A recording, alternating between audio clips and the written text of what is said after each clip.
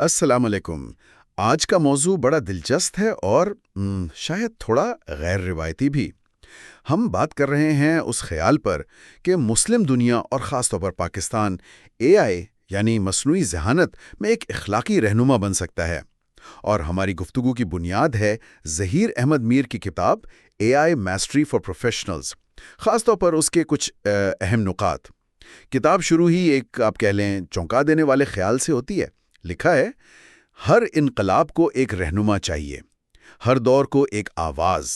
مصنوعی ذہانت کے اس نئے دور کو بھی ایک ایسی آواز چاہیے جو صرف ذہانت نہیں بلکہ ایمان، اخلاق اور انسانیت سے بھری ہو، اور وہ آواز مسلم دنیا سے اٹھ سکتی ہے، پاکستان سے۔ یہ تو بڑی بات ہے، سوچنے والی بات ہے۔ بالکل، اور آج کل تو یہ بہت ہی اہم ہو گیا ہے اس پہلو پر سوچنا۔ دیکھیں، دنیا بھر میں اے آئی کے اخلاقی پہلوؤں پر بحث تو چل ہی رہی ہے۔ بہت سے پیچیدہ سوالات ہیں، پرائیویسی کا مسئلہ ہے، اے آئی میں تعصب کا خدشہ، پھر وہ خود مختار ہتھیاروں کی بات۔ تو یہ جو کتاب کا زاویہ ہے نا، یہ کافی منفرد ہے، ایک ایسا زاویہ جو ایمان پر مبنی ہے، جو عام طور پر مغربی ڈسکورس میں کم ہی سننے کو ملتا ہے۔ صحیح، چلیں پھر ذرا تفصیل میں جاتے ہیں اور دیکھتے ہیں یہ دلائل کیا ہیں۔ اچھا، تو پہلا پوائنٹ جو کتاب اٹھاتی ہے وہ ہے ایمان کو علم کی جستجو کی بنیاد بنانا، اور اس حوالے سے قرآن کے پہلے حکم اقرا کا ذکر ہے۔ پڑھو، سیکھو، دریافت کرو، یعنی علم کی اہمیت تو بنیادی ہے۔ یہ انسانیت کی بہتری کا ایک طاقتور ذریعہ بن سکتی ہے۔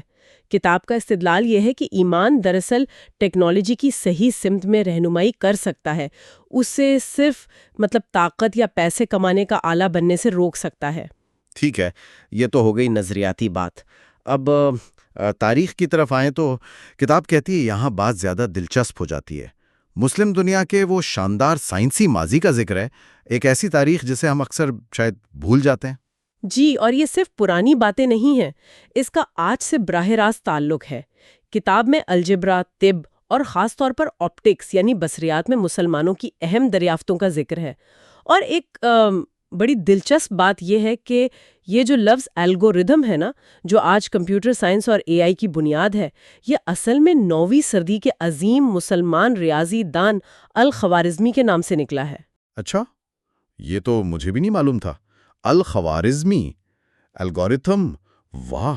جی ہاں، یہ کوئی چھوٹی بات نہیں ہے۔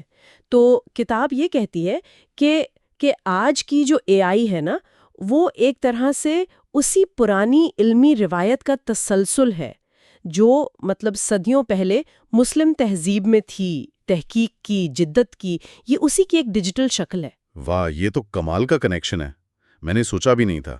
گویا آج کی ٹیکنالوجی کی جڑیں ماضی میں ہیں۔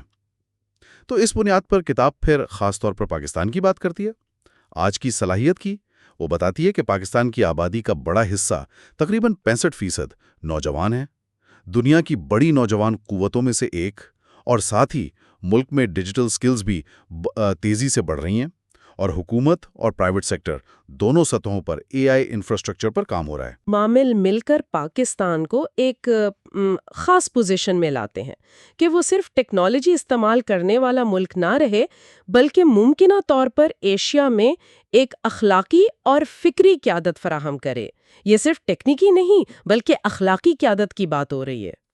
تو یہ قیادت عملی طور پر کیسی ہوگی؟ کیا کرے گا پاکستان؟ ہو سکتا ہے ایسی پالیسیاں بنیں جو اے آئی کے اخلاقی استعمال پر زور دیں، ایسے تعلیمی ادارے جو ٹیکنالوجی کے ساتھ اخلاقیات بھی سکھائیں، یا ایسی اے آئی ایپس جو صرف منافع نہیں بلکہ معاشرے کی بھلائی کو بھی دیکھیں۔ یہ ممکنہ مثالیں ہیں۔ اور اسی سے جڑی ہوئی اگلی بات ہے جو کتاب کا ایک مرکزی خیال ہے، اے آئی کے لیے ایمان پر مبنی اخلاقیات۔ کتاب زور دیتی ہے کہ ضمیر کے بغیر، یعنی صحیح غلط کی تمیز کے بغیر، اے آئی خطرناک ہو سکتی ہے۔ ایک مشین جو حساب لگا سکتی ہے، تجزیہ کر سکتی ہے، شاید سوچ بھی لے، لیکن محسوس نہ کر سکے، اس کے غلط استعمال کا خطرہ تو ہے نا؟ بالکل ٹھیک۔ کتاب کا تجزیہ یہ کہتا ہے کہ ایمان سے جو اصول ملتے ہیں، جیسے انصاف ہے، دیانت ہے، رحم دلی، جواب دہی، یہ اے آئی کی ترقی اور اس کے استعمال کے لیے ایک مضبوط اخلاقی فریم ورک، ایک طرح کا اخلاقی کمپاس فراہم کر سکتے ہیں، تاکہ یہ یقینی بنایا جا سکے کہ اے آئی کا استعمال انسانوں کی بھلائی کے لیے ہو، تباہی کے لیے نہیں۔ مثال کے طور پر جب وہ عدل یعنی انصاف کی بات کرتی ہے تو شاید اس کا مطلب ہے ایسے اے آئی سسٹمز بنانا جو غیر جانبدار ہوں، جو کسی خاص گروپ کے خلاف تعصب نہ برتیں۔ کتاب اس خیال کو رد کرتی ہے کہ ایمان اور ٹیکنالوجی مخالف چیزیں ہیں، بلکہ کہتی ہے کہ یہ نہ صرف ساتھ چل سکتے ہیں بلکہ انہیں ساتھ چلنا چاہیے۔ لیکن یہاں ایک سوال تو بنتا ہے، یہ بڑے اچھے اصول ہیں، انصاف، دیانت، رحم، جی، ان کو عملی طور پر اے آئی کے کوڈ میں، اس کے ڈیزائن میں کیسے شامل کیا جائے گا؟ یہ تو آسان نہیں لگتا۔ آپ نے بالکل صحیح نقطہ اٹھایا، اور یہ واقعی ایک بہت بہت اہم اور عملی سوال ہے۔ ان بلند پایا اصولوں کو حقیقت میں اے آئی سسٹمز میں اتارنا یہ ایک بڑا چیلنج ہے۔ کتاب خود اس کا کوئی تفصیلی روڈ میپ نہیں دیتی، سچ پوچھیں تو، لیکن یہ سوال اٹھا کر وہ سوچ کی ایک نئی راہ ضرور کھولتی ہے۔ اس پر مزید کام کی ضرورت ہے، اور اس کی ایک مثال بھی دی گئی ہے کتاب میں، اسلام آباد کے ڈیجیٹل فیوچر اے آئی اسکول کے نوجوان ڈیولپرز کی۔ وہ کہتے ہیں ہم ایسا اے آئی بنانا چاہتے ہیں جو انسانیت کی خدمت کرے، اس پر حکمرانی نہیں۔ وہ یہ بھی کہتے ہیں کہ ہم ثابت کرنا چاہتے ہیں کہ اخلاق اور جدت ساتھ ساتھ چل سکتے ہیں۔ کتاب کے مطابق یہ صرف چند نوجوانوں کی بات نہیں، یہ ایک لہر ہے جو کراچی سے کوالالمپور تک، لاہور سے استنبول تک، مطلب پورے مسلم دنیا میں محسوس کی جا رہی ہے۔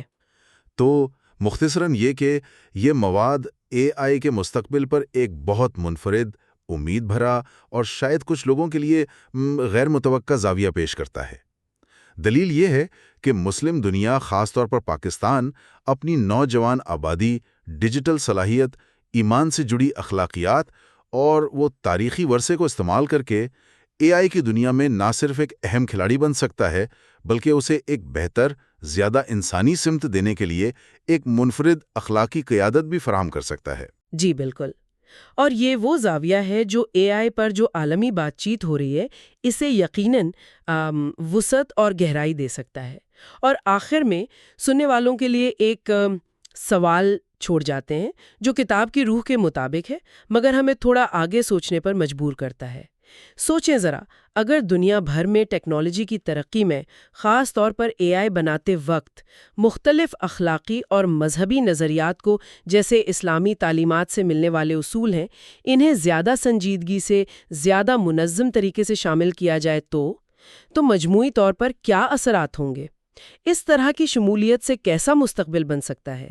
ایک ایسا مستقبل جہاں ٹیکنالوجی صرف طاقتور نہ ہو بلکہ دانشمند بھی ہو، منصف بھی ہو اور واقعی انسانیت کی خدمت کار ہو۔ بالکل، اور خاص طور پر پاکستان کے مستقبل کے حوالے سے ایک، آپ کہہ لیں، ایک منفرد ویژن پیش کرتے ہیں۔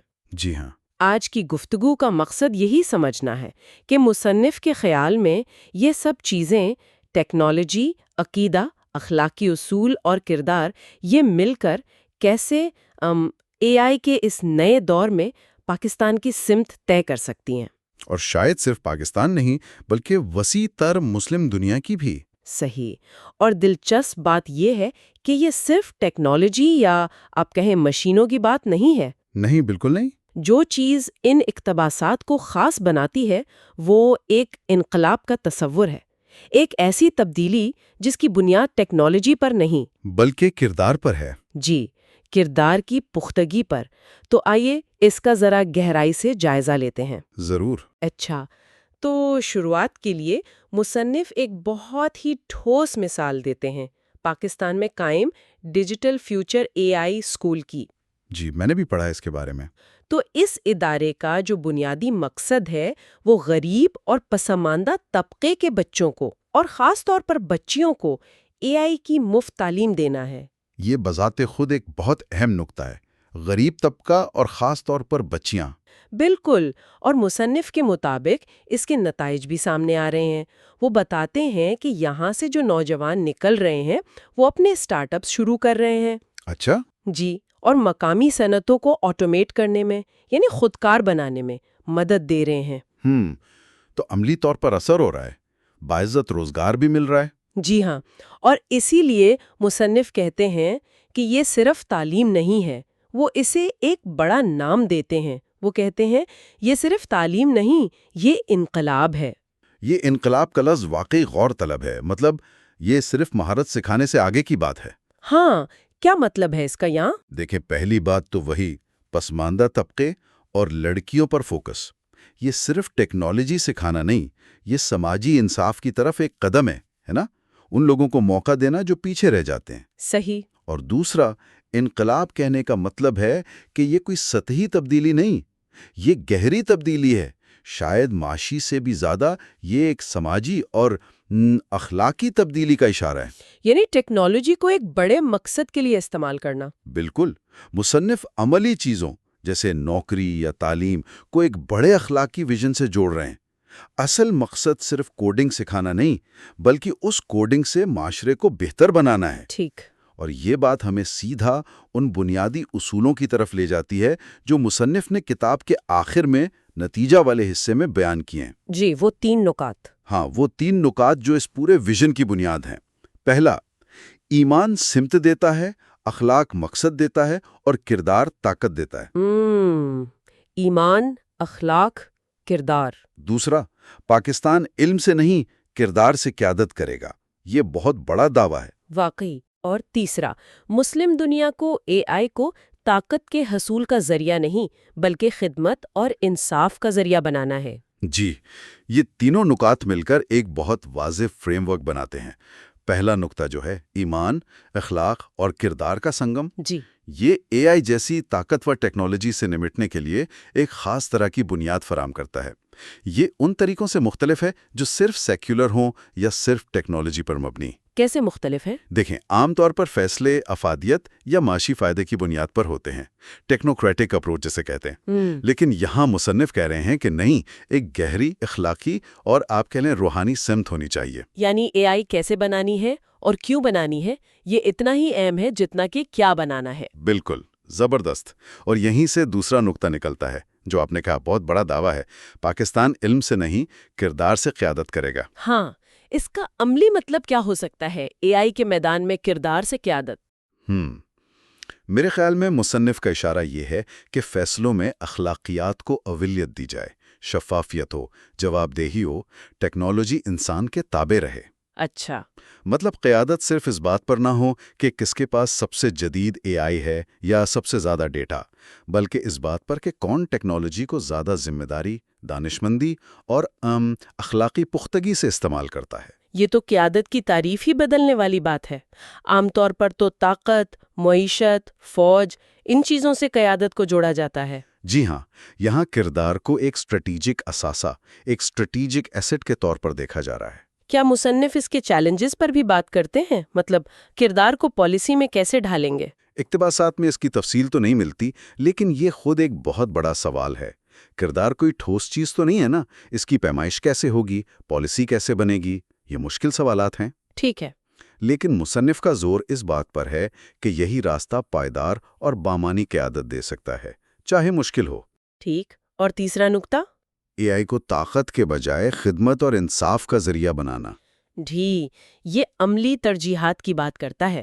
اگر فوکس خدمت اور انصاف پر ہے تو پھر آپ ایسی اے آئی ایپلیکیشنز بنائیں گے جو معاشرتی مسائل حل کریں، جیسے صحت کی سہولیات بہتر کرنا، تعلیم عام کرنا، ماحولیاتی مسائل سے نمٹنا یا انصاف کے نظام کو بہتر بنانا۔ اوہ اچھا۔ اور اسے یہ بھی لگتا ہے کہ مصنف عالمی سطح پر جو اے آئی اخلاقیات پر بحث چل رہی ہے اس میں مسلم دنیا کے لیے ایک خاص کردار دیکھ رہے ہیں۔ کیا کردار؟ یعنی ٹیکنالوجی کے انسانی پہلو پر زور دینا، اسے صرف طاقت یا منافع کے کھیل سے اوپر اٹھا کر انسانیت کی بھلائی اور انصاف کے لیے استعمال کرنا۔ اور یہ پھر ہمیں واپس اسی ڈیجیٹل فیوچر اے آئی اسکول کی مثال پر لے آتا ہے۔ بالکل، وہ اسکول ایک طرح سے ان تینوں اصولوں کا چھوٹا سا نمونہ لگتا ہے۔ کیسے؟